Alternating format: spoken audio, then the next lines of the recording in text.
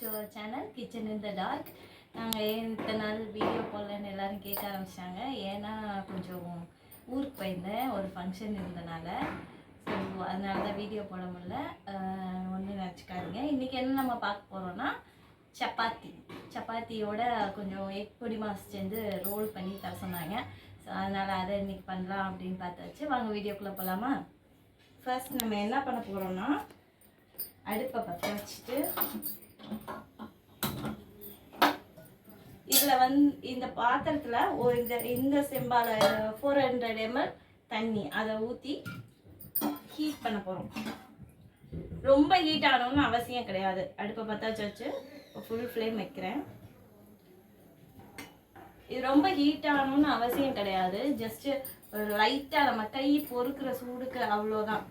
லைட்டாக ஹீட் ஆனால் போதும். நம்ம தொட்டு பார்க்க முடியும், அந்த அளவுக்கு ஹீட் ஆனால் போதும். அப்போ தான் மாவு கொஞ்சம் நல்லா இருக்கும்.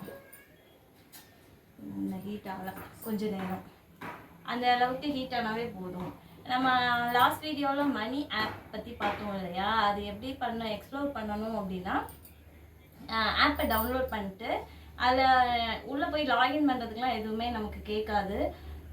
அதுக்கு என்ன பண்ணணும்னா, நான் ஜஸ்ட் அதில் எக்ஸ்ப்ளோர் பண்ணி பாருங்கள். நீங்கள் அதுக்கு ஃபஸ்ட்டு டாக் பேக் நீங்கள் எனேபிள் பண்ணி வச்சுக்கணும். டாக் பேக் எனேபிள் பண்ணி வச்சுட்டு அதில் ஒவ்வொன்றா டச் பண்ணி பார்த்தீங்கன்னா அது சொல்லும். ஸ்கேன் பண்ண சொல்லும். ஆஃப் பண்ணிட்டேன், இறக்கிக்கலாம். துணி வச்சு இறக்குங்க. நான் தண்ணி அதிகமாக இல்லை, ஸோ அதனால் இடுக்கி வச்சு இறக்கிக்கிறேன். இடுக்கி உங்களுக்கு சேஃபாக எடுக்க முடியும்னா இறக்கிக்கோங்க. இறக்கி வச்சுட்டேன். இப்போ நம்ம மாவு பிசையலாம். இது 1/2 kg கோதுமை மாவு கடையில் கேட்டால் கிடைக்கும். ஸோ இதை வாங்கிட்டு இதில் தான் சப்பாத்தி பண்ண போகிறோம். இன்றைக்கி கம்மியாக தான் பண்ண போகிறோம், அதனால் கட் பண்ணிட்டேன்.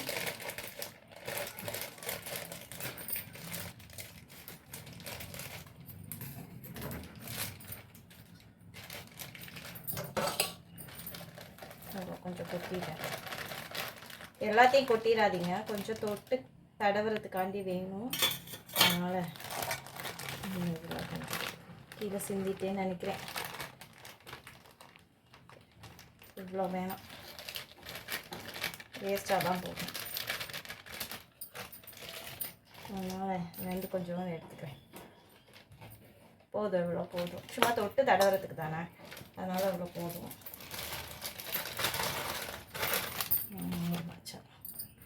இதில் கொஞ்சமாக உப்பு சேர்த்து. உப்பு எப்போவுமே நான் அது ஜாடியில் தான் வச்சுருப்பேன், அது உங்களுக்கு தெரியும். ஸோ இது 1 ஸ்பூன் உப்பு இருக்கும். அதை அப்படியே இதில் தூவி விட்டுக்கிறேன். இது சால்ட்டு தான், நல்லா தூவிட்டு நல்லா கலந்து விட்டுக்கிறேன். கலந்துட்டு அதுக்கப்புறமா கொஞ்சமாக நெய். எல்லாம் நான் பாக்ஸ் வச்சு தான் ஐடென்டிஃபை பண்ணுவேன்னு சொல்லியிருக்கேன் ஏற்கனவே. ஸோ ஸ்பூன் இல்லை,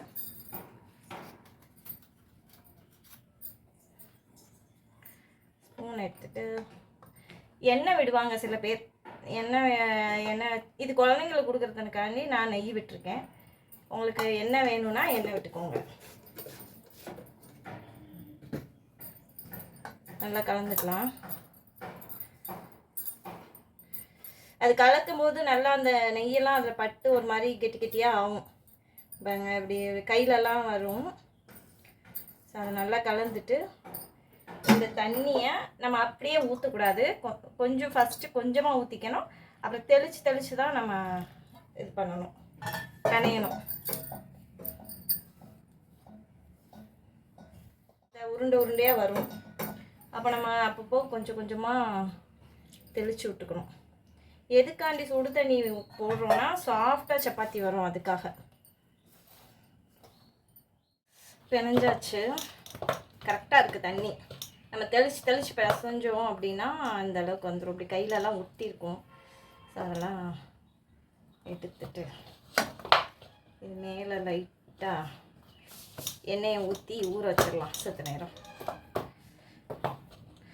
நல்லா பிணைஞ்சிட்டு உருண்டையாக வந்துருச்சு.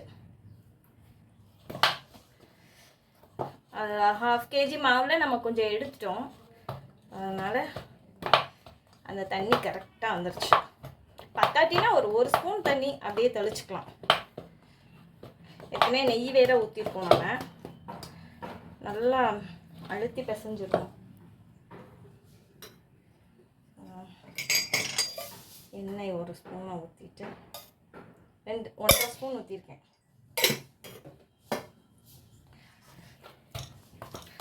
அந்த நம்ம மணி ஆப்பை பற்றி சொல்லிட்டு இருந்தேன். அதை வந்து நீங்கள் காசை கொண்டு போய் ஸ்கேனுன்னு சொல்லும்போது பின்னாடி டார்ச் மாதிரி ஒரு வெளிச்சம் தெரியும். அந்த கேமராவுக்கு முன்னாடி லைட்டாக ஒரு டிஸ்டன்ஸ், குறிப்பிட்ட டிஸ்டன்ஸில் நீட்டி பார்த்தீங்க அப்படின்னா அது ஸ்கேன் பண்ணி நமக்கு எவ்வளோ ரூபா அப்படின்றத அது வாய்ஸ் ஓவரில் சொல்லிடும். ஸோ அதை யூஸ் பண்ணி பாருங்கள், நல்லாயிருக்கும். எல்லா அமௌண்ட்டும் சொல்லிடும். சில்லற காசு என்னது, அது ஒன்று தான் ட்ராபேக்கு. மணி நோட்டெல்லாம் நல்லாவே நம்ம ஹேண்டில் பண்ண முடியும். ஸோ கரெக்டாக நம்ம காட்டணும். இல்லாட்டி ப்ளீஸ் ஸ்கேன் அப்படின்னு கேட்கும். சம்டைம்ஸ் வெளிச்சம் தரலன்னா டார்ச் ஆன் பண்ணவான்னு கேட்கும். ஸோ நம்ம ஸ்வைப் பண்ணி அதை வந்து இது பண்ணிக்கலாம். நம்ம எக்ஸ்ப்ளோர் பண்ணி பார்த்துக்கலாம். கிளாத்து, ஸோ ஒரு வெட் கிளாத்தை போட்டு நம்ம கொஞ்சம் நேரம் இதை வந்து ஊற வச்சிடலாம். இது ஊறிட்டுருக்க டைமில் முட்டை செஞ்சிடலாம். நல்லா க்ளோஸ் பண்ணியாச்சு, ஊறட்டும். ஒரு 5 to 10 மினிட்ஸ் ஊறும். நம்ம அந்த முட்டை செய்கிறதுக்கும் 5 to 10 மினிட்ஸ். ஸோ அப்போ நம்ம முட்டை வந்து பொடி மாஸ் பண்ண போகிறோம். அதுக்கு ஃபஸ்ட்டு அடுப்பை பற்ற வச்சுக்கோ. சாரி, அது வச்சுட்டு கலக்கு தோசை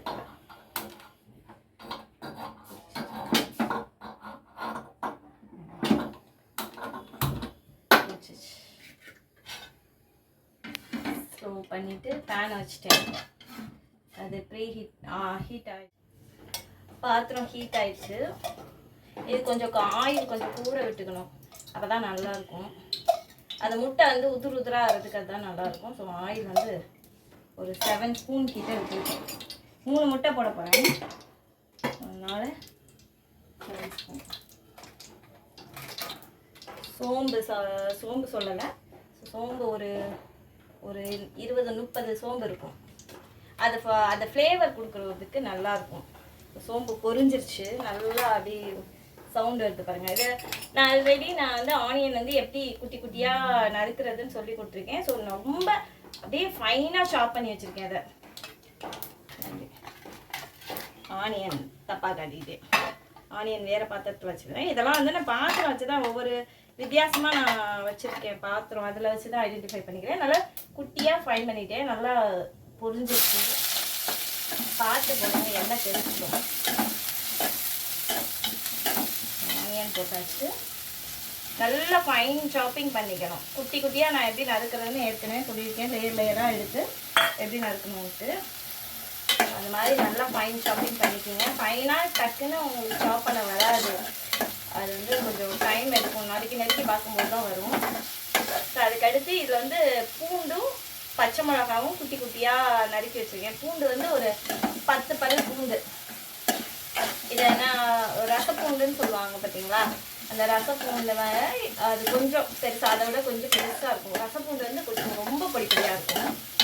அதை வந்து பூண்டு எதுக்காண்டி போடுறேன்னா அதோட ஃப்ளேவர் நல்லாயிருக்கும். சாப்பிடும்போது அந்த பூண்டோட ஃப்ளேவரும் நல்லாயிருக்கும். அதுக்காக ரொம்பலாம் வதங்கினேன்னா, ரொம்ப வதங்கிடுச்சுன்னா அது வேறு மாதிரி ஆகிடும். அதனால் ஓரளவுக்கு வதங்கினதுக்கப்புறமா பச்சை மிளகா, அந்த வெங்காயம், இந்த கடலெண்ணெய் ஊற்றிருக்கோம், சோம்பு போட்டிருக்கோம்.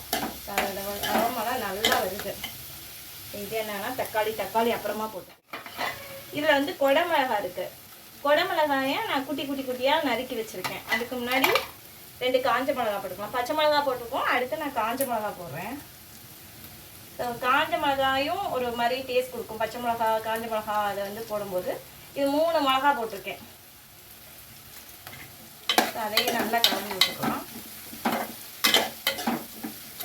ரொம்ப ஃபைனாக இதுவாகிடக்கூடாது. இதில் வந்து குடமிளகா போட்டிருக்கேன். சும்மா சின்னோண்டு கேரட். குழந்தைங்களை தனித்தனியாக கொடுத்தா சாப்பிட மாட்டுறாங்கல்ல, அதனால் அதை போட்டேன். இது முட்டையோடு கலந்து இருக்கும்போது உங்களுக்கு அது கேரட் போட்டிருக்கோமா, என்ன வெஜிடபிள் போட்டிருக்கோன்னே தெரியாது. அதனால் அது பண்ணி சாப்பிட்ருவாங்க. ரொம்ப நேரம் வேகக்கூடாது குடமிளகா, அப்புறம் அந்த க்ரன்ச்சினஸ் வேணும். ஜஸ்ட் அப்படி கலந்து வச்சுட்டு விட்டுறணும்.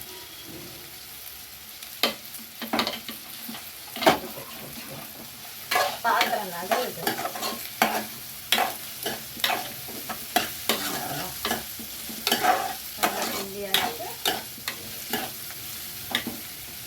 வேறு பாத்திரம் அந்த டிசைன் வச்சு நான் பார்த்து எடுத்துக்கிறேன். இது வந்து தக்காளியும் நான் ஃபைனாக சாப் பண்ணி வச்சுருக்கேன் குட்டி குட்டியாக. ஏன்னா அதை அப்போ தான் நல்லா மேட்ச் ஆகும். இப்போ வர தக்காளி அவ்வளோவா நாட்டு தக்காளின்னா நல்லா மேட்ச் ஆகிடும். இந்த தக்காளி அவ்வளோவா மேட்ச் ஆகாது. அதுக்காக குட்டி குட்டியாக நல்லா சாப் பண்ணி வச்சுருக்கேன். சம்டைம்ஸ் குழந்தைங்க வந்து தக்காளியை வந்து சாப்பிட மாட்டாங்க. ஸ்கிப் பண்ணி கீழே போட்டுருவாங்கல்ல. இதை நான் ஸ்லோ ஃப்ளேம் பண்ணிவிட்டு அடுத்ததாக கொஞ்சமாக மஞ்சத்தூள் போட்டுக்கிறேன். கரண்டி எடுத்துக்கிறேன். அதில் வச்சாங்கன்னா சுற்றும். பவுலில் போட்டுக்கலாம். இந்த தக்காளியோட ஜூஸ்லேயே வந்து நமக்கு மஞ்சத்தூள், கொஞ்சமாக மிளகாத்தூள் இதெல்லாம் வந்துட்டு வேகணும்.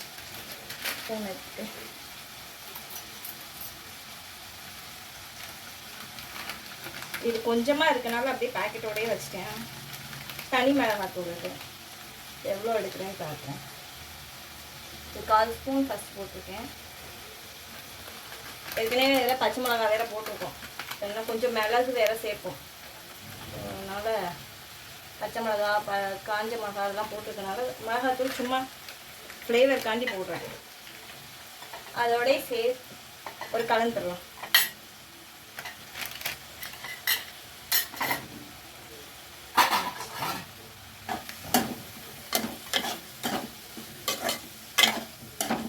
ஸ்டேஜில் உப்பு போட்டோம்னா அதுலேருந்து ஜூஸ்லாம் வெளியில் வர ஆரம்பிக்கும்.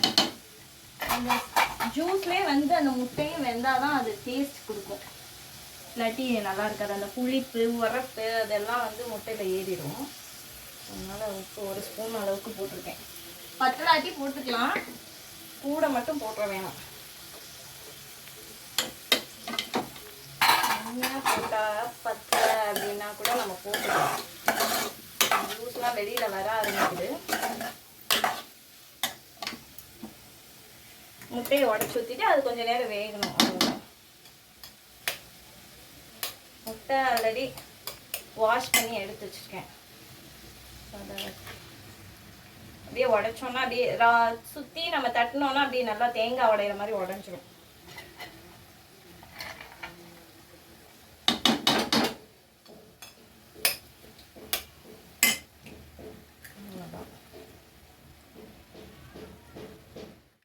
உப்பு, மிளகாத்தூள் அது எல்லாமே இந்த ஜூஸோடு சேர்ந்து வேகட்டும். அது வெடிச்சிடும். வெடித்த இடத்துல நம்ம கை வச்சு 2ஆக பிரித்தோன்னா 2ஆக பிரிஞ்சிடும். எனக்கு அப்படி ஒன்றும் கரெக்டாலாம் நான் உடைக்கல, அப்படி முன்ன பின்ன தான் உடைச்சிருக்கேன். ஸோ இது கொஞ்சம் நேரம் வேகட்டும். அப்படியே கலந்து விட்டுட்டே இருக்கும். நல்லா கை விடாமல் நல்லா கிண்டிகிட்டே இருக்கணும். அப்போதான் நல்லா பொடி பொடியாக வரும். இல்லைன்னா அப்படியே கெட்டி கெட்டியாக ஆயிடும். கொஞ்சம் பெரிய பெரிய பீஸாக வந்துடும்.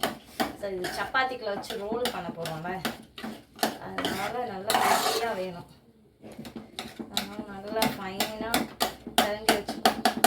அப்படியே குத்திட்டு அது கலந்துக்கிட்டே இருந்தோம்னா அது அதுவாகவே பொடியாயிடும். எண்ணெய் ஊற்றிருக்கனால அது வந்து கீழே வந்து அடி பிடிக்கல. இல்லாட்டி வந்து கீழே வந்து பிடிச்சி கருகிரும். எண்ணெய் ஊற்றி இவ்வளோ பொருள் போட்டிருக்கனால அது எதுவும் ஆகல. நல்லா பொடியாயிடும். அது கலருக்காண்டி தான் நம்ம வந்து மஞ்சத்தூள் எல்லாம் கொடுத்துருக்கோம். அந்த கடலை நிலம் அதெல்லாம் சேர்ந்து நல்ல வாசம் வருது. ஸோ இது வந்து சரியாக போகுது. ஸோ சிம் பண்ணிவிட்டு மிளகும் சீரகமும் கொஞ்சம் தட்டி போட்டுட்டு அப்படியே இது கொத்தமல்லியும் கொஞ்சம் தூவி விட்டுட்டு அப்படியே முடிச்சுக்கலாம். அதுக்கப்புறம் சப்பாத்தி போட ஆரம்பிச்சிடலாம். ஏற்கனவே நம்ம மிளகாலாம் போட்டிருக்கனால ஒரு 10 மிளகு கிட்ட தான், அவ்வளோதான். நிறையாலாம் போட வேணாம், ஏன்னா குழந்தைங்க சாப்பிட மாட்டாங்கல்ல. சீரகம் போடல, நான் வெறும் மிளகு தான் போட்டிருக்கேன். சீரகம் போட்டால் இதில் நெய்யாது, அதனால் மிளகு மட்டும் போட்டிருக்கேன். நீங்கள் ஜீரக பொடி வச்சுருந்தீங்கன்னா அதில் வந்து தூவி விட்டுக்கோங்க வேணும்னா. நான் சீரகம் போடல. 1 2 க்ரஷ் பண்ணியிருக்கேன். அது முழுசாலாம் நஞ்சிருக்காது, 1 2 தான் க்ரஷ் ஆகிருக்கும். ரொம்பலாம் க்ரஷ் பண்ண முடியாது, நம்ம ஏற்கனவே காரம் ஜாஸ்தி ஆயிரும். ரொம்ப ஃபைனாலாம் க்ரஷ் பண்ணோன்னா காரம் ஜாஸ்தியாக போயிடும், நல்லா இருக்காது. மிளகோட ஸ்மெல்லு தான் வரும். அதனால் அவ்வளோதான். இதை அப்படியே ஓரமாக வச்சுட்டு பேனில் எடுத்து ப்ரீ ஹீட் பண்ணிவிட்டு சப்பாத்தி போட ஆரம்பிச்சிடலாம். கைவிடாமல் கிளறினீங்கன்னா நல்லா பொடி பொடியாக வரும். நல்லா அப்படியே குத்திகிட்டே இருக்கணும் கரண்டி வச்சு, நல்லா ஃபைனாக வரும். நல்லா தேங்காய் பூ மாதிரி வரும். இப்போ நான் இடையில எடுத்துட்டேன் கையை, அதனால் கொஞ்சம் பெரிய பெருசாக இருக்கு. இன்னும் குழந்தைங்களுக்கு கொடுக்குறதா இருந்தால் கொஞ்சம் நல்லா ஃபைனாகவே பண்ணி கொடுங்க. ஸோ கொத்தமல்லி பொடி பொடியாக அரிஞ்சு வச்சுருக்கேன், அதையும் நல்லா ஃபைனாக எல்லாமே ஃபைனாக சாப் பண்ணி போட்டுறணும். இப்போ அவங்களுக்கு வாயில் ரொம்ப கிடைக்காது, அது உள்ள சப்பாத்தியில் வச்சு ரோல் பண்ணையில் நல்லா பிதுங்கி அப்படியெல்லாம் வெளியில் வராது. ஒரு சாப் பண்ணிடலாம். வாங்க சப்பாத்தி போடலாம். அது ஃபஸ்ட்டு பேனை ப்ரீ ஹீட் பண்ணிக்குவோம். அடுப்பை பற்ற வச்சுட்டு ஸ்லோ பண்ணியாச்சு. இது நான்ஸ்டிக் பேனு, அதில் தான் சப்பாத்தி போட்டு வச்சுருக்கேன், பழகி வச்சுருக்கேன். ஸோ அதனால் அந்த பேனை வச்சுட்டேன், சிம்மில் தான் வச்சுருக்கேன். நம்ம அதுக்குள்ளேயும் நான் உருட்டி தேய்ச்சிக்கலாம். கரண்டி வச்சுக்கிறேன். இது நல்லா ஊறிச்சு மாவு. திருப்பி ஒரு தடவை பிசைஞ்சிட்டு நல்லா வழுவழுன்னு ஆயிடுச்சு.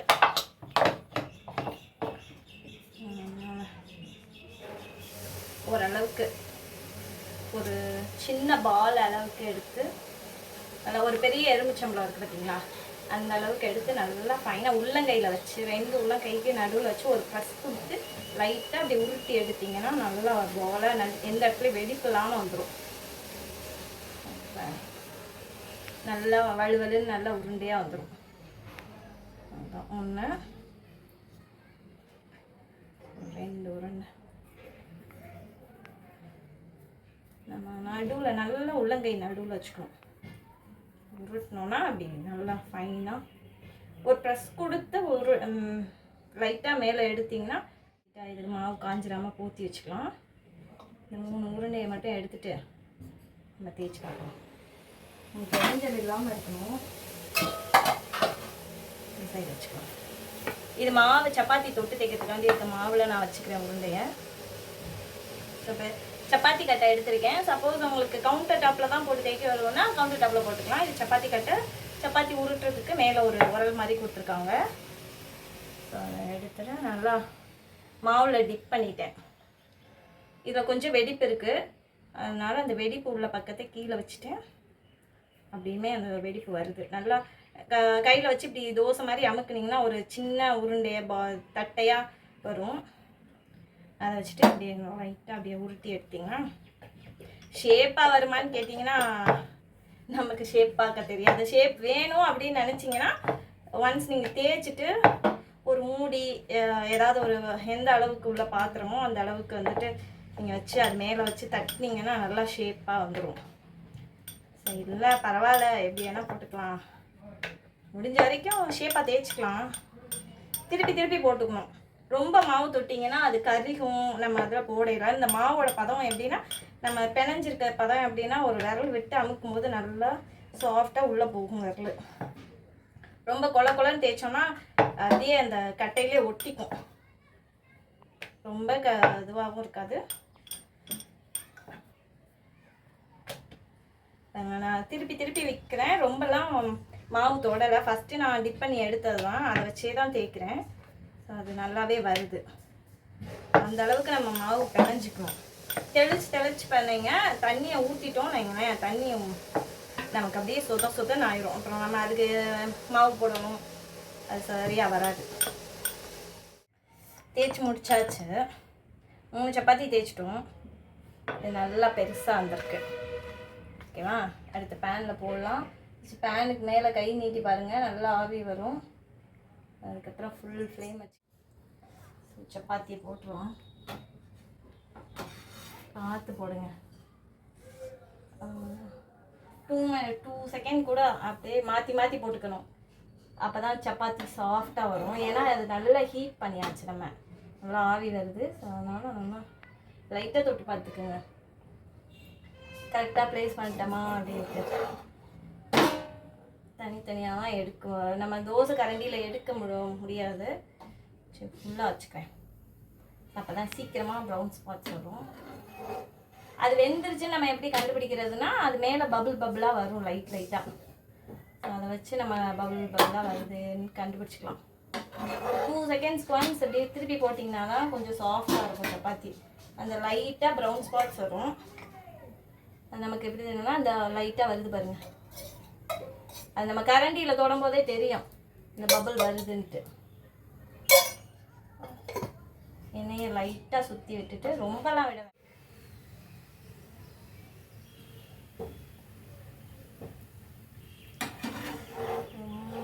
லைட்டாக தொட்டுக்கும். அவ்வளோதான், முடிஞ்சது. 2 சப்பாத்தி போட்டாச்சு. ஒரு சப்பாத்தி கிழிச்சிட்டேன் நான். ஒரு சப்பாத்தி உருப்படியாக போட்டிருக்கேன். இந்த சப்பாத்தி எப்படி போடுறேன்னு தெரியல. நம்மளால் லைட்டாக டச் பண்ணாலும் தெரியும். அது தோசை கண்டியில் வரும்போது கொஞ்சம் இதுவாக இருக்கு. சில் பண்ணிட்டேன். அவ்வளோதான், அந்த ஹீட் போதும். நல்லா ஹீட்டாக இருக்குது. இது நம்ம லைட்டாக ஸ்பாட்ஸ் வரையில எடுத்துட்டோம்னா தான் சாஃப்டாக இருக்கும் சப்பாத்தி. ரொம்ப நேரம் அந்த இது விட்டோம்னா சாஃப்டாக இருக்காது. அவ்வளோதான், முடிஞ்சு போச்சு.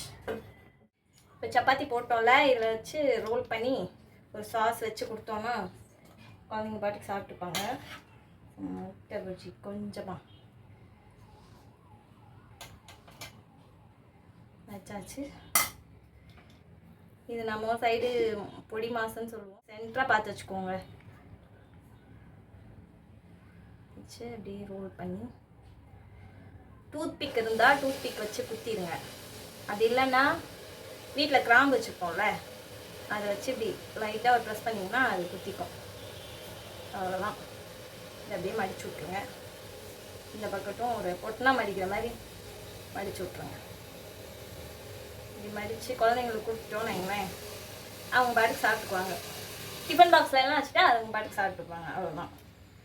இதே மாதிரி நீங்களும் செஞ்சு பாருங்கள், நல்லாயிருக்கும். சாப்பிட்டு எப்படி இருக்குன்னு கமெண்ட் பண்ணுங்கள். இதே மாதிரி நீங்களும் ப்ளீஸ் ப்ராக்டிஸ் பண்ணுங்கள், சப்ஸ்கிரைப் பண்ணுங்கள், கொஞ்சம் ஷேர் பண்ணுங்கள். இது நல்ல மோட்டிவோடு நம்ம ஆரம்பிச்சிருக்க சேனல். ஸோ கொஞ்சம் நீங்கள் சப்ஸ்கிரைப் பண்ணிங்கன்னா எனக்கும் கொஞ்சம் மோட்டிவேஷ்னலாக இருக்கும். ஸோ ப்ளீஸ் அதை எனக்கு கொஞ்சம் சப்போர்ட் பண்ணி கொடுங்க. Tata bye by. நெக்ஸ்ட் வீடியோவில் பார்க்கலாம்.